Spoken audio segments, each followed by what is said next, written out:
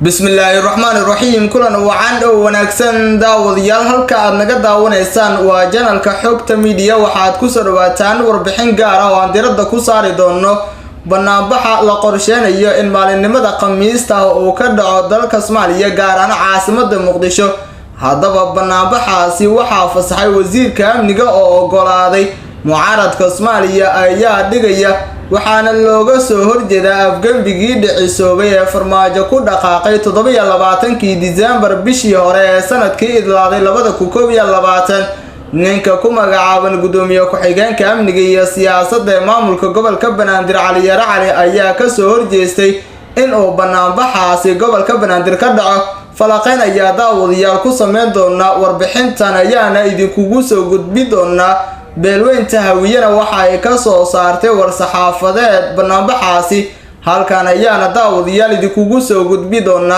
ha yeeshee inta aanan guda gelin waxaan daawade kaa dalbanaya oon ka codsanaya in muuqaalkan like saarto la wadaagta asxaabtaada adigoo subscribe inoo saaraya channelka oo furan ee gambalaalka si durbadiiba aad u heshay muuqaaladan halkan soo gelino. sidoo kale daawade muuqaalka qaybtiisa hoose ee faalada lagu gudbiyo commentiga aragtidaada inagula wadaag.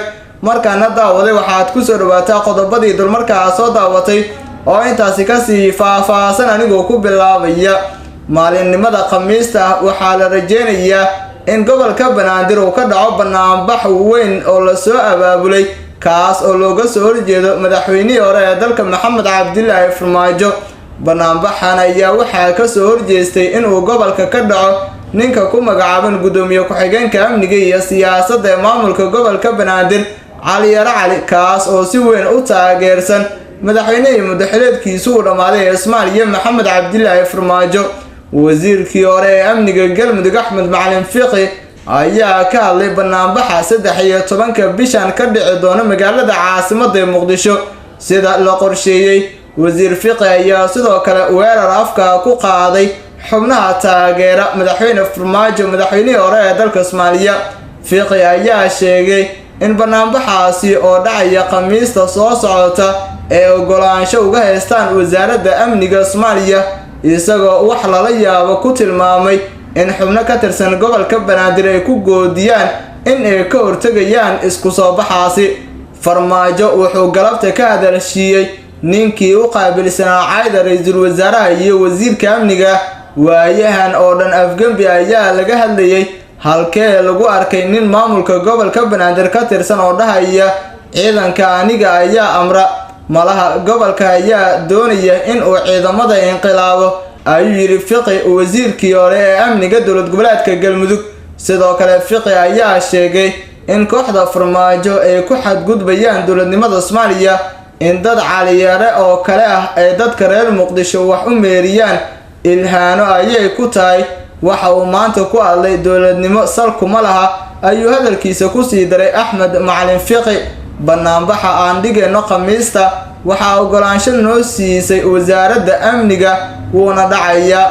ugu dambeyntii Fiqi oo fariin u diray shacabka Soomaaliyeed ayaa yiri isku soo baxa cabira shucuurtiina oo ku jabiya xeyndaabka cabsida iyo foodada kuna jabiya xeyndaabka Farmaajo iyo CBB-diisa.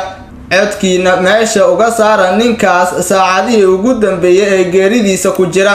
dhanka kale haddaynu eegno waxaa banaanbaxan war-saxaafadeed ka soo saaray beelweynta Hawiye waxa ayna ku sheegeen inay taageerayaan isla markaana ay ka soo qaybgalayaan. siyaasiyiinta iyo odayaasha dhaqanka beelaha Hawiye oo warmurtiyeed ka soo saaray khilaafka siyaasadeed ee ra'iisul wasaaraha iyo madaxweynaha waqtigiisu dhamaaday ayaa si buuxda u taageeray ra'iisul wasaare Roble iyo xukuumaddiisa. war-saxaafadeedkan ka soo baxay waxgaradka beelaha Hawiye ayaa bulshada reer Muqdisho looga codsaday in Khamiista soo socota ay ka soo qayb galaan banaanbaxyo ballaaran oo looga soo horjeedo ficilada madaxweynihii hore ee dalka Maxamed Cabdullaahi Farmaajo. banaanbaxaas oo la shaaciyay inuu ka dhici doono fagaaraha taalada daljirka Daason ee Muqdisho ayaa ciwaan looga dhigay afgambi diidnay doorashaan rabnaa. beesha Hawiye waxay saldhig u tahay dowladnimada Soomaaliya waxayna doonaysaa in hoggaanka dalka la isku wareejiyo iyadoo la raacayo shuruucda dalka ayaa lagu yiri warmurtiyeedka. waxay shaaciyeen in uusan jirin damac kursi oo beesha uga jira garabka Farmaajo oo ay ku tilmaameen kaligii taliye. ma jirto xaquuq siyaasadeed oo nooga maqan ama una siin karo kaligii taliya farmaajo ayaa lagu yiri bayaankan ka soo baxay beelweynta hawiye. beesha ayaa aad u cambaareysay kooxa ay sheegeen in uu soo abaabulay farmaajo oo been abuur ka faafisay beelweynta hawiye iyagoo cadeeyay in beeshu aysan wax cilaaqaad ah la lahayn farmaajo. kooxahaasi waxay wareejinayaan in ay shireen farmaajo iyo beesha hawiye. waxaan shacabka Soomaaliyeed u cadeynaynaa in uusan jirin haba yaraadee wax kulan ah oo aan la yeelanay farmaajo ayaa lagu yiri war-saxaafadeedkan ka soo baxay beesha hawiye. sidoo kale beeshu waxay cadeysay in aysan jirin sabab ay hadda kadib xataa ula kulanto farmaajo maadaama aysan waxba uga xirnayn. waxaan cadeynaynaa in aysan jirin cid wakiil ka ah beesha hawiye oo la kulmaysa madaxweynihii hore kaligii taliya farmaajo ayaa lagu yiri bayaankan. sidoo kale beesha ayaa si buuxda isu garab taagtay shirka golaha wadatashiga qaranka iyo howlgudashada ra'iisul wasaaraha iyo xukuumaddiisa. waxaan u cadeynaynaa ummadda Soomaaliyeed in aanan u dulqaadan doonin cid kasta oo xagaldaacinaysa dadaalada uu wado ra'iisul wasaare Roble kuwaas oo ku saabsan qabashada doorasho xor iyo xalaal ah oo si nabada dalka uga dhacda ayaa lagu yiri war-saxaafadeedkan ka soo baxay odayaasha dhaqanka iyo siyaasiyiinta beelaha hawiye.